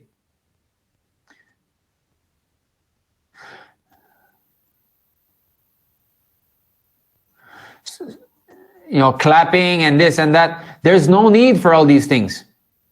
If you present the things purely, people who are genuine, they will accept. Now you might say, oh no, it's to make them have fun and this and that. Well, the whole point of giving the Mahamantra Hare Krishna is that people will come to realize that they're a servant of Krishna, not that they're a servant of their senses, and that chanting Hare Krishna means having some fun, dancing left and right. So these things are common. This is common in Iskcon. People, if they would hear me speak like this, they would be saying, Prabhu, why are you finding fault? They're trying their best. And Prabhupada, one time, there was the road show. Some devotees, they were going and doing shows in the bus. Okay, they gathered tens of thousands of people in their concert, those devotees. Okay, literally tens of thousands of people. When they showed this to Prabhupada, Prabhupada saw tens of thousands of people chanting Hare Krishna. But he saw his disciples on stage, that they were chanting and doing some little hip moves. Prabhupada said, who are these men? These are our men? Then the disciples said, yes, Prabhupada, these are, the names were said. And Prabhupada said, stop it immediately. He said, stop it immediately. Tens of thousands of people were chanting Hare Krishna. But Prabhupada said, you stop it. Why?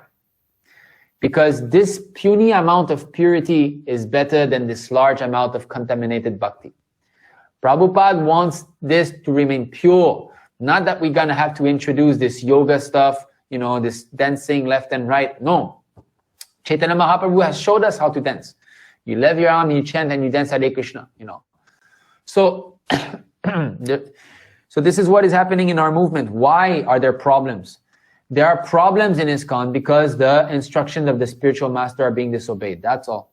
The problems are simply symptoms that the order of the pure devotee are not obeyed. So if there are any defects within our society, it is only a symptom that the instructions of the spiritual master are being neglected. Follow my instructions strictly and always think for giving this gift of Krishna consciousness wherever you go and to whoever you meet. This is the advice of Lord Chaitanya. Okay, so you see, if there are problems in the society, this is a symptom that we are not following. Now, why are there fall downs? Here, read this. If one always follows the orders of the spiritual master, there is no question of falling down. As soon as a foolish disciple tries to overtake his spiritual master and becomes ambitious to occupy his post, he immediately falls down. You see, if one follows the order of the spiritual master, there's no question of falling down. So why the Iskcon Guru falling down? That means, of course, they will say, oh, my Guru didn't fall down.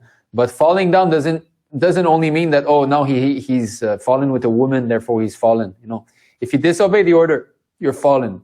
And if you try to take the position of a Diksha Guru without being qualified, this is what happened. You read.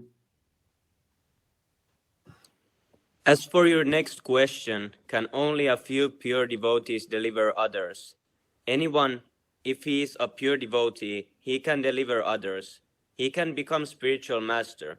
But unless he on that platform, he should not attempt it. Then both of them will go to hell, like blind man leading the blind.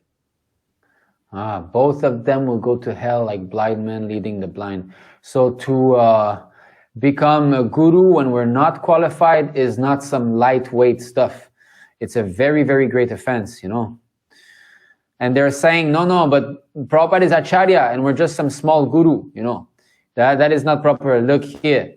Read this sentence. A guru is called also an Acharya. There's no difference. You say guru means Acharya. You say Acharya means guru. They're trying to separate those two adjectives. That is not correct, you know. Now, of course, we can go on and on, but one thing that, okay, yes, this is another thing. This is, it was on the appearance day of Srila Bhaktisiddhanta Sarasvati Thakur Prabhupada. Prabhupada was in Vrindavan at the Radha Damodar temple in front of all his god brothers. Okay, and Prabhupada read this. This is what he said. Read this. If everyone just initiates, then there will only be a contradiction. Initiates, then there will only be a contradictory result. As long as it goes on, there will be only failure. So Prabhupada is here in front of his god brother telling them that if you are all initiating gurus, there will only be contradictory result. And as long as this goes on, there will be only failure. So why would Prabhupada authorize a system by which some conditioned soul are electing some conditioned soul guru to all become Diksha Guru in one movement? When he is saying, if everyone initiates, there'll be contradictory results, right? So again, this is another proof, you know. So, I mean, and now I just realized at the very beginning of this class where we were reading those verses from the Madhya, Sisi, we haven't actually finished that. So at the beginning, the followers of Advaita Acharya shared a single opinion, but later they followed two different opinions as ordained by Providence. So it's Krishna's arrangement. Now, okay, let us continue to read this. Who wants to read? I would like to read, bro. Yes. Yes, so Bhaktisiddhanta Saraswati Thakur at the time of his departure requested all his disciples to form a governing body and conduct missionary activities cooperatively. He did not instruct a particular man to become the next Acharya. But just after his passing away, his leading secretaries made plans without any authority to occupy the post of Acharya, and they split into two factions over who the next Acharya would be. Consequently, both factions were asar or useless because they had no authority, having disobeyed the order of the spiritual master. Despite the spiritual master's order to form a governing body and execute the missionary activities of the Gaudiya Math, the two unauthorized factions began litigation that is still going on after 40 years with no decision. You see, so Prabhupada says that his god brothers are all asara, useless. So these are strong words. That means that Gaudiya Math is useless. So similarly, if the Iskcon Gurus have disobeyed Prabhupada and they have also been elected without any authority, without any qualification, they are in the same boat. They are asara. You see, these are not my words. I wouldn't even be that strong. But Prabhupada is saying here, useless. Continue. Therefore, we do not belong to any faction, but because the two parties are busy dividing the material assets of the Gaudiya Math institution stopped the preaching work, we took up the mission of Bhaktisiddhanta Saraswati Thakur and Bhaktivinoda Thakur to preach the divine cult of Sri Chaitanya Mahaprabhu all over the world under the protection of all the predecessor acharyas. And we find that our humble attempt has been successful. We followed the regulative principles, especially explained by Srila Vishwanath Chakravarti Thakur in his commentary on the Bhagavad Gita, verse. Yabasayatmika buddhir ekaha kuru nandana. Yeah. According to this instruction of Vishwanath Chakravarti Thakur, it is the duty of a disciple to follow strictly the orders of his spiritual master. The secret of success and advancement in spiritual life is the firm faith of the disciple in the orders of his spiritual master. Okay, this is important because the secret of advancement, it's not that we need a physically present Diksha Guru. Prabhupada would have mentioned that. If it was so important, he would have said. But he said the secret of success in spiritual life is the firm faith of the disciples in the orders of his spiritual master. So if Prabhupada gives us a system by which we can still advance spiritually, if you have firm faith in this, we will advance spiritually. But if we lack faith, we won't advance. Therefore, this Bhaktadiraj, he lacked faith in the system. And therefore, he could not feel his spiritual life advancing. And therefore he proof, oh, I'm feeling that I'm not advancing, or there's some problem in this. And he thinks that his feeling is the proof for the whole thing to be bogus. He thinks that he's understanding Prabhupada better than Sundagopal Prabhu, His Grace Sundagopal Prabhu. You see? Now, here, we can read next verse. So this is Adi Lila 12:9.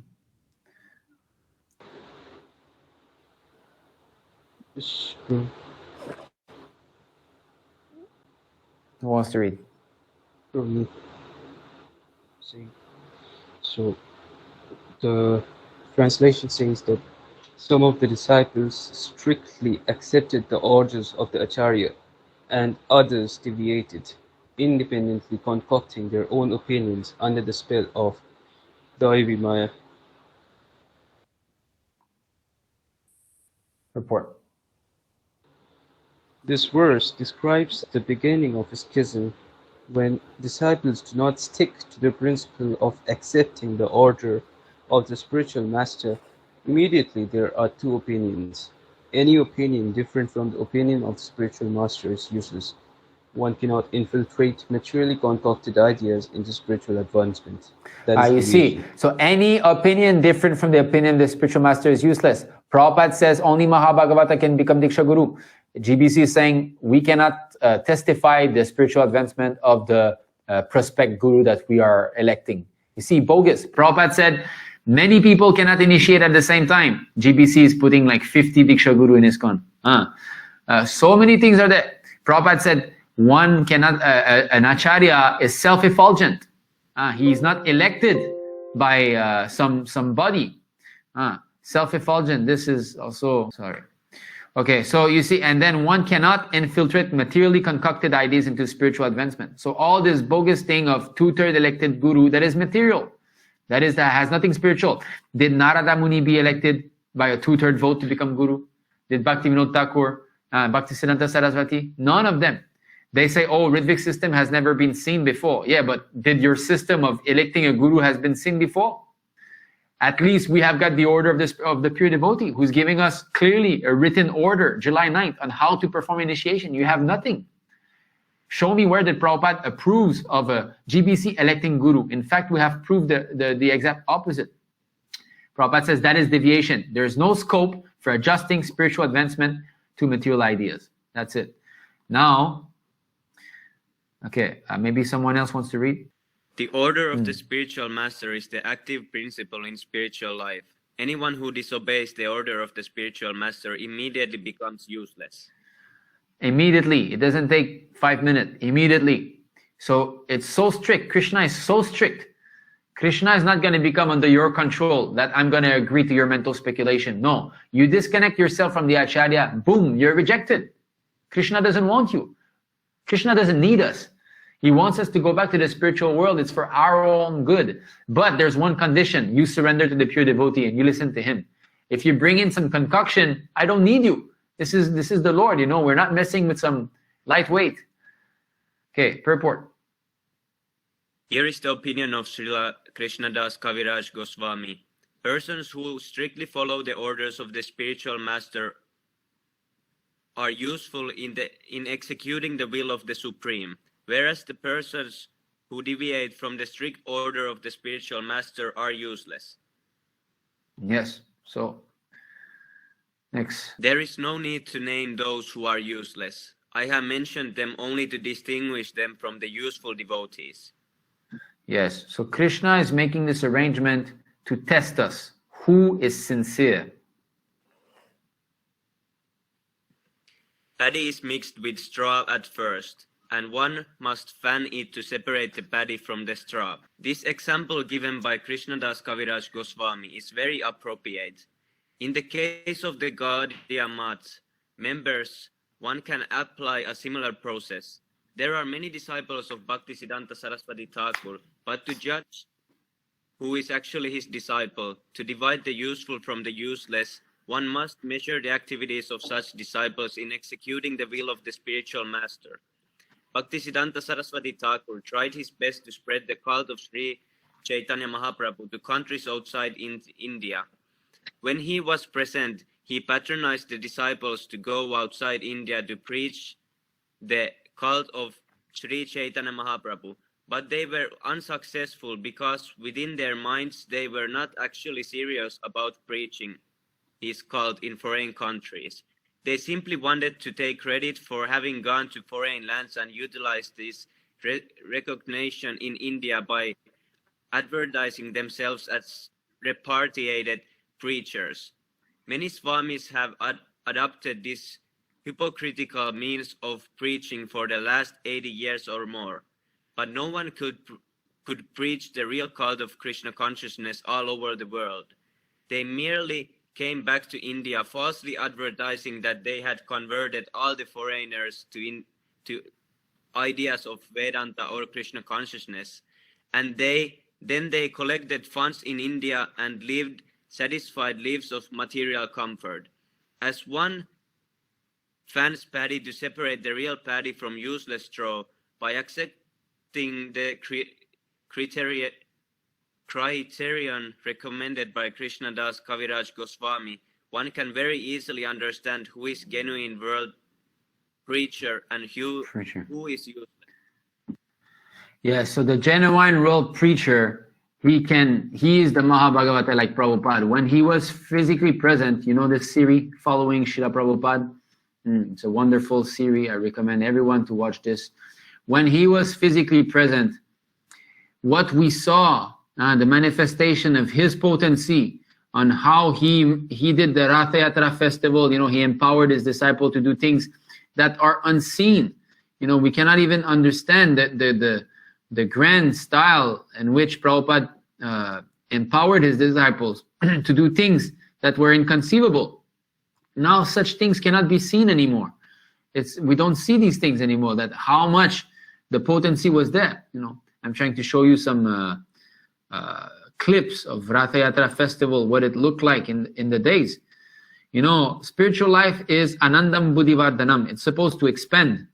So if one pure devotee could have done that, now in Iskcon there are like 50 initiating gurus. Why they cannot come to the same standard? What has happened? That means there's something wrong, So just give me one moment. If you have not watched this series, I'm highly recommending this. It's called Following Srila Prabhupada. You just type this on YouTube, you will see it's about 11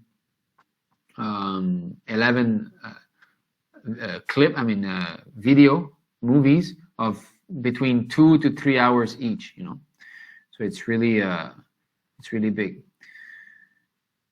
And the purity that was there at that time, everyone was just strictly following the instruction. There was no anything bogus introduced.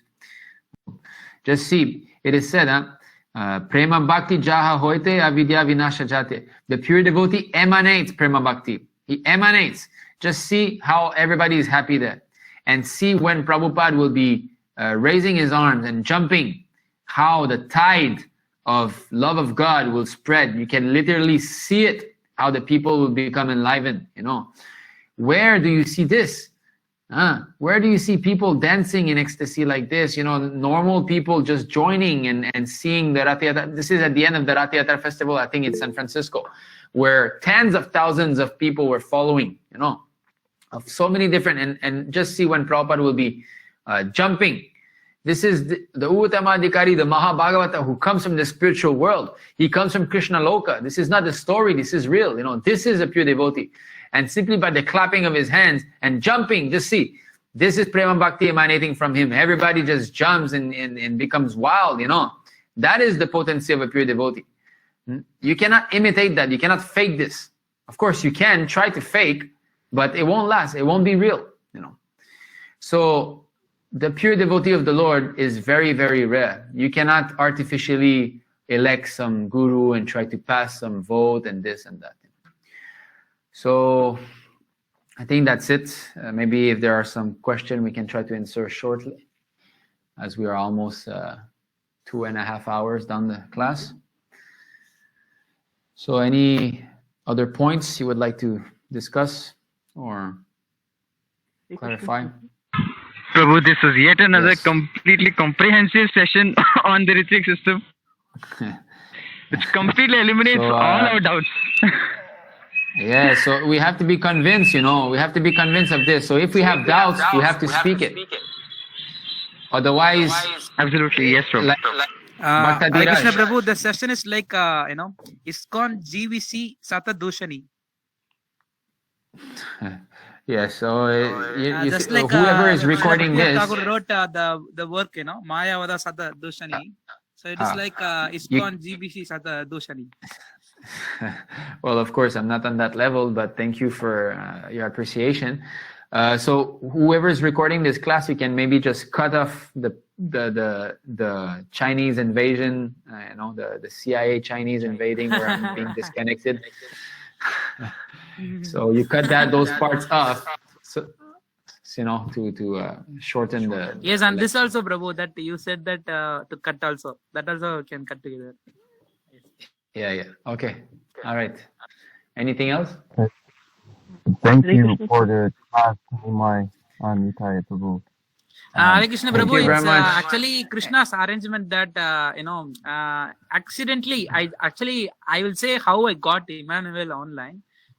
It's dark, so I do not on the screen. I know. Okay, I'll say.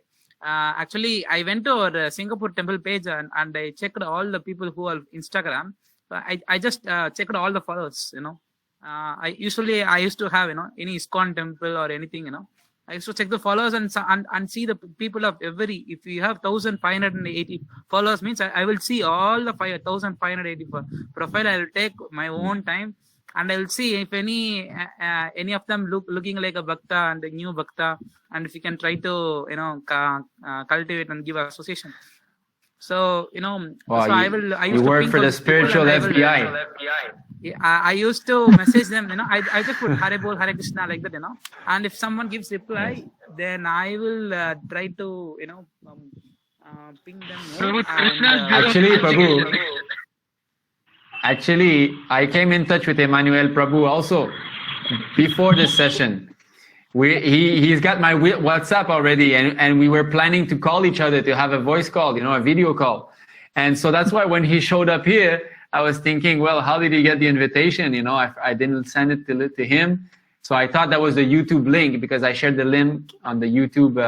Then he said it was through you, you know. So yes, definitely Emmanuel Prabhu was meant to be here. Somehow or other, he was brought.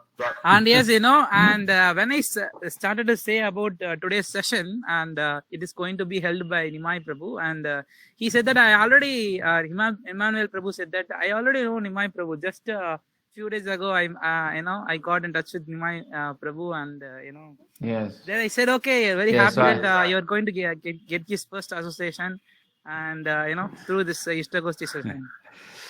Well, yeah, of course. So I think it's nice, you know, that now Emmanuel Prabhu you're learning about this. So Prabhu, if you have any further doubts and all, please send me any message you have, any arguments you hear on their side, you please bring it forward. We'll crack it to pieces. Yes, we hope we can add them into the ISKM web gardeners group and other groups. Emmanuel Prabhu.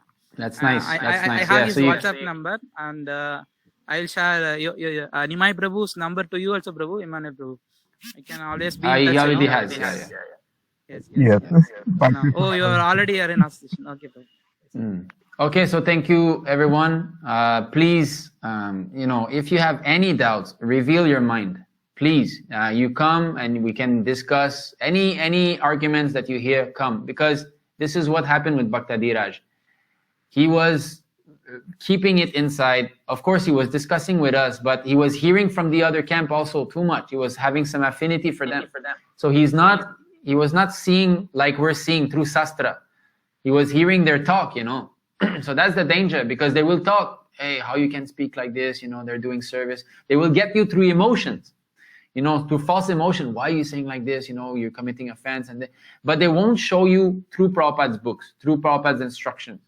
So we must discriminate. We cannot simply be good willing people and, lenient. We're talking about our spiritual life here. It's not that something light, We should not be cheated. So please reveal your mind if you have any doubt, any counter arguments. This platform is meant to discuss all these things. Dheeraj Prabhu never gave any,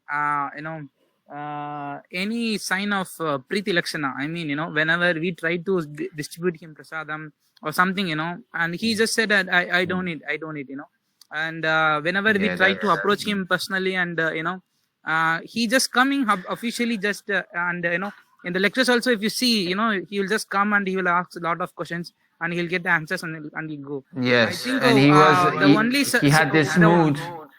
The only service that he did is that, on I think last year, Janmashtami, he just donated 100 rupees. So with that 100 rupees, I did a very nice thing for buying a hair wig for Radharani. So that is still in our temple. Yeah, and, well, of course, giving money is nice, but real thing is like you said, associating with devotees. Also, I requested him a lot, I just requested you, Prabhu, please try to do any service. But that time he was very nice. But recently, the past 6 months, he's not showing anything. And I will say what it really happened, which made him to leave, is that his separatist mood. And I think one day I found one group of Iskcon somewhere else near Pune. Yes, Iskcon Pune, Iskcon Bhaktas in Pune, and I invaded the group. I remember with Subramanya Prabhu, Devang Prabhu, we all invaded the group and we started to post about the Ritvik Syestem, ISKM content, everything done. So we also renamed the group as Krishna Katha group, and we started to add more, preach more people, and we tried, but it was unsuccessful. Many was just some neophytes and Iskcon, very new people were there. But we tried to approach them, but there was no reply. So it was very easy. So I sent the group link to Dheeraj Prabhu, and Dheeraj Prabhu joined. Everyone here knows this, and after he joins, he started to. Then I started to preach.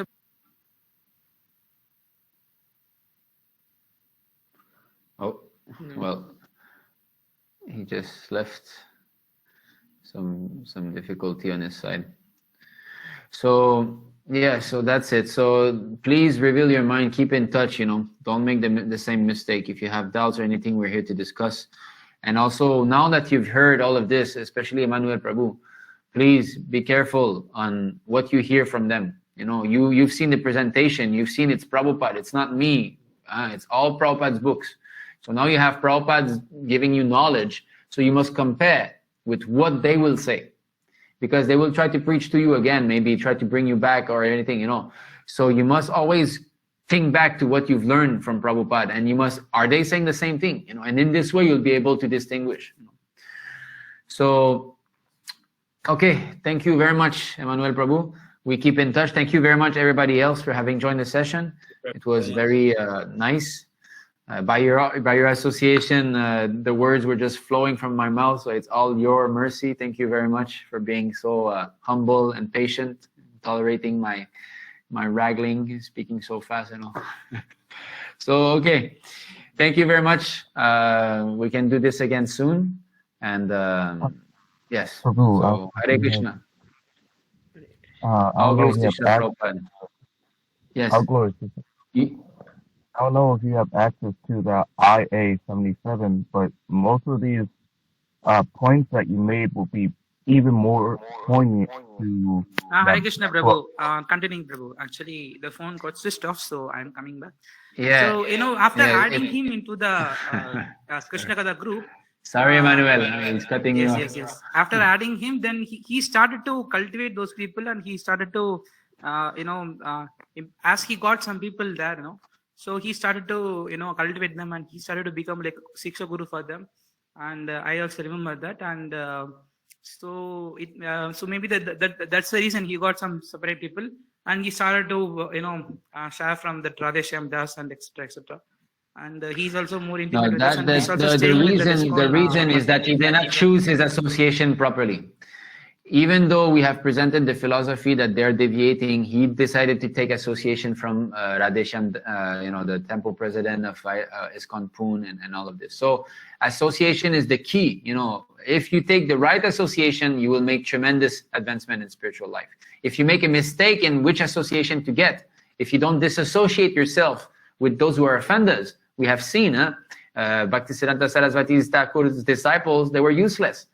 So if you associate with devotees, so-called devotees who are useless like this, you'll be deviated. That's a fact. Therefore, we must take proper association. And we're very fortunate that in our Iskcon, we have got His Grace Sundagopa Prabhu. Why can we speak like this? Why can Talvavit Prabhu speak, the hundreds of verses in a class and all? Why his understanding of the philosophy is so sharp? Because he was trained under Sundagopal Prabhu. So we have a bona fide shiksha guru, physically present to give us guidance. And we should definitely take advantage of this because, we don't know how long His Grace will still be here on the planet. And of course, we don't want to discuss this. It's not a good topic, but it's a fact. Now we have the chance to associate with him. So we should all try our best to, call him or try to hear from him, hear his classes. So Emmanuel Prabhu, next time that he gives a class every Friday and also sometimes Saturday morning in Bhagavatam class. I also hear that Emmanuel Prabhu is, Hare Krishna Prabhu. I also hear that Emmanuel Prabhu is staying in Iskcon temple. So could you give some, tips on how to manage them, Prabhu? Yeah. So this we can discuss further on. For the moment, Prabhu, you accept Prabhupada as your guru in your heart. You see. Because you know that Prabhupada is a Mahabhagavata and he has given a system by which he can still accept you as his disciple. And that can be felt, Even in Iskcon, we take initiation from Prabhupada. And why is it that we're so primed up? Why is it that I'm in China, this communist country? Actually, in China, our small temple, although small, it's the only temple in China that has the full program of Prabhupada and that has an elaborate Titi worship system, more than any other Iskcon devotees. So that is a proof, if we are not properly connected, how is it that we're capable to somehow or other do a little bit of preaching in this country, which is so hard, So that's the proof. So you accept Prabhupada in your heart, Emmanuel, and always double check what are the Iskcon devotees saying. Is it in line with Prabhupada? And then slowly, as we associate with one another, you can let me know what's going on over there and, try to find out something for you to do, where you can get some physical association and this and that. But good step is you take shelter of Prabhupada and you join such session. You try to join. You can also join Talvavit Prabhu's classes, You will learn a lot with him. Thank you. Okay. Yes.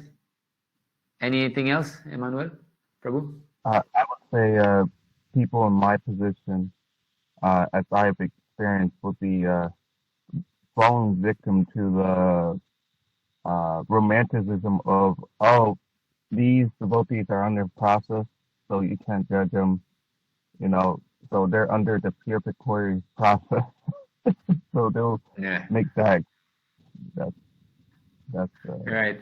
Well, they'll try to get you like this, like, Ritviks, they're offenders or what, you cannot associate. They'll say things like this, but they'll never quote you from Prabhupada. They will never be clear like this presentation.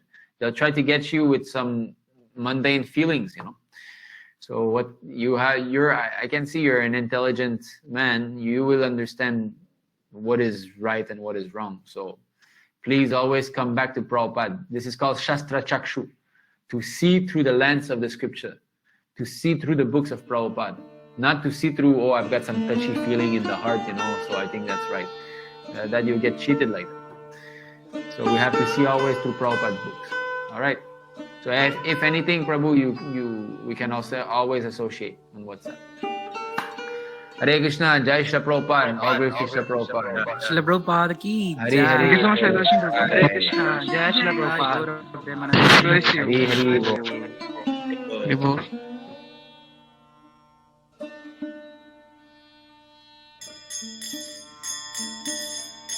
Krishna Kirtana Ganana Tanapano Premamritam Manidhi